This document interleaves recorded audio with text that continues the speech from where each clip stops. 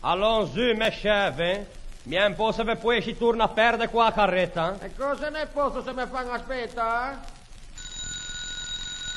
Torna telefono. Alla giornata è quelle. Pronto? Pronto? Chi parla personalmente? Uscio balestrero? Ben, cosa c'ha l'intendere fa con queste balle? Ma non è mica così che si tratta. Anche qui non posso mica tenere balle che in ti magazzini, in ti fe gente. Cosa c'ha dice? Che non che servono più? Ah, non si può rien. Voi lasciamo l'ordine, mica lo fate arrivare e basta. Cosa c'ha dice? Che pan scarse di peso? E se mai c'ha se ne accorge ora? Perché c'ha non me l'ha detto quando c'ha la resue? Cose? Che mi lo bagnè?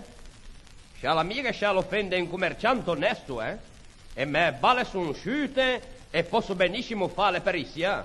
Nisciunga mi seman. All'infuado liga balle che ha detto 2 punti. Cose son? Balle? Altro che balle. Son balle che le imballo. E così un sceme balle di oggi che se sapeva mai di tanto a balla de ordinale non l'aveva fatta. Per me l'affare sballò. Come voscia? Ah.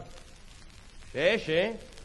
Già per sta sicuro che non trattiamo mai più affari del genere. Ma già non sa che le in mese quei balle che mi girano da un magazzino all'altro.